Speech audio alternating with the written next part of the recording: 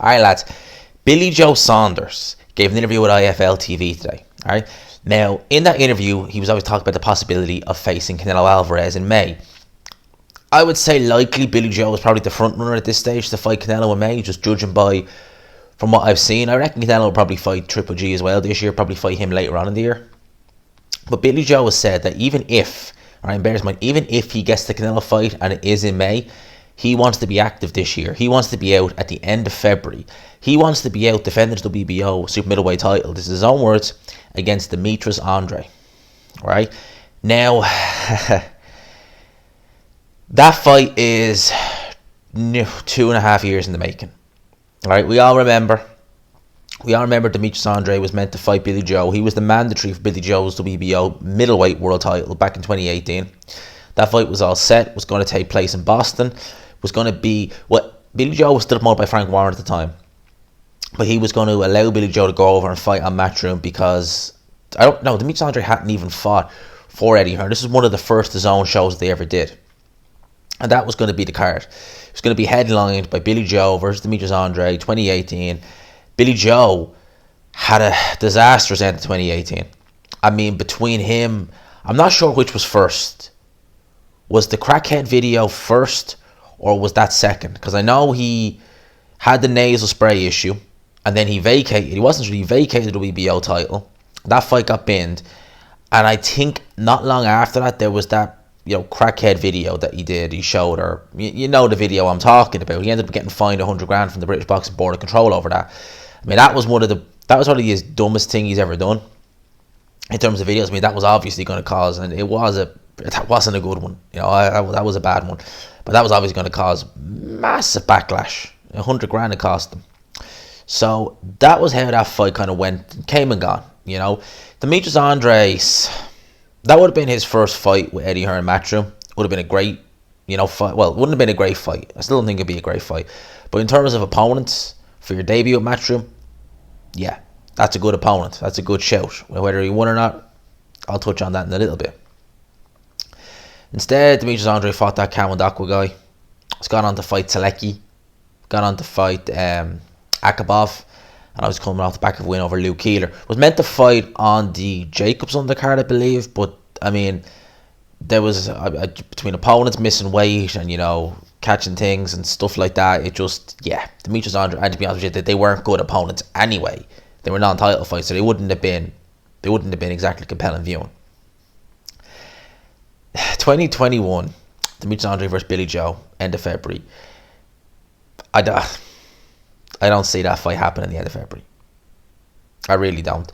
I think that if I think that could be just a bit of front from Billy Joe. I mean, if you have a Canelo fight coming up, right? If you know that you are one of the leading contenders for a Canelo fight, I could understand you maybe if you wanted to have a run out fighting someone who you knew you were going to beat or you knew it was a safe bet. You ain't going to fight Demetrius Andrade at the end of February knowing there's a possibility you could be facing Canelo in May, because that is still a risky fight. I would pick Billy Joe at this stage. I've gone back and forth who I think would win that fight pretty much over the years. When that fight was first announced, I was picking Demetrius Andrade. But I've always sang Demetrius Andrade's praises on this channel. I do think he is a good fighter. I really do. I think he's a very good fighter. I think he's talented. But I think that he lacks certain things. He lacks that killer instinct. He slaps a lot with his shots. He can be a bit off balance. He's so happy just to coast his way through fights. I mean, when he fought Luke Keeler, and Luke Keeler's a cool guy, but realistically, Demetrius Andrade could have got rid of Luke Keeler in 3 rounds. Could have got rid of him in 3 rounds. Had him down twice. Had him down with the first punch of the fight. And he just went through the gears, let it go. He did look sloppy in that fight. Same with, was it Akabov?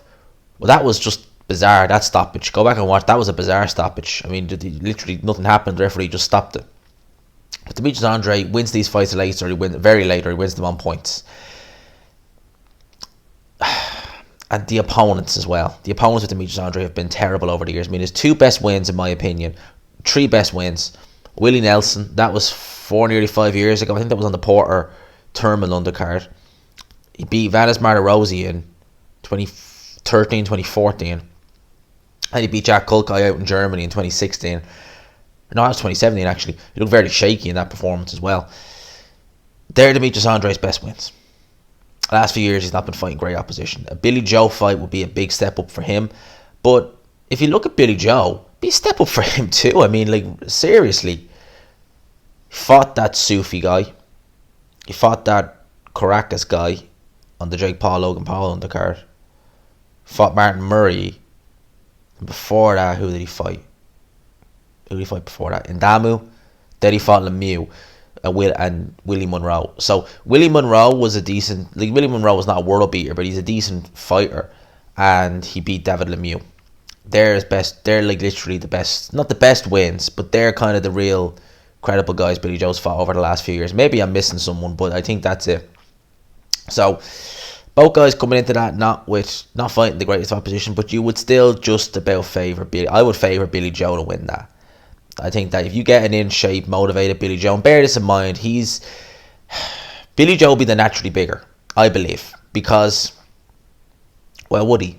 Well, I don't see Demetrius Andrade as being a big super middleweight. I mean, he was fighting light middleweight, 154 pounds up until 2017. So he's been fighting at middleweight and having your first fight at super middle against Billy Joe. Billy Joe, like that, really is a middleweight, but you know, you imagine he would have a bit more size advantage. Again, we don't know what Demetrius Andrade would be like at super middle. We've seen a bit of Billy Joe. Yeah, he's a bit slow-footed at super middle, but we've no idea what Demetrius Andrade looks like. That fight would not be compelling viewing. If you got two slick southpaws, don't really engage, that will not make for compelling viewing, lads, I don't think. I mean, I could be wrong.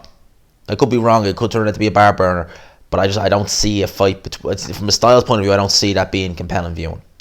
So those are my thoughts on that. Billy Joe saying that, you know, he'd be up for fighting Demetrius Andrade at the end of February, irrespective of the Canelo fight. I doubt that. And with Billy Joe's track record of being, you know, inactive, 2020 you can give people a pass, but the years before that, you know, one fight, and then, you know, when's the next time we see him? 12 months down the line, 15 months down the line. So, and the same could be said for Andre before he signed with Eddie Hearn, to be fair. So, those are my thoughts on this. Let me know yours. Would you be keen in seeing Demetrius Andrade versus Billy Joe, and who would you pick? Are you, like me, disappointed? Because with Demetrius Andrade, you can see a good fighter, but he just doesn't seem to want to take the step up. And, you know, some of the other things he's been saying, like, you know, trying to shut down Canelo's resume. I mean, Canelo may not be everyone's cup of tea, but the guy's got a good resume. Make no mistake about that. So, you know, let me know your thoughts in the comment section, lads. I hope you enjoyed the video. Smash the like button if you did. Smash it on the way in or on the way out. Hope you all enjoyed it, lads. I'll talk to you. So, by the way, hashtag GMASRocks as always. Peace.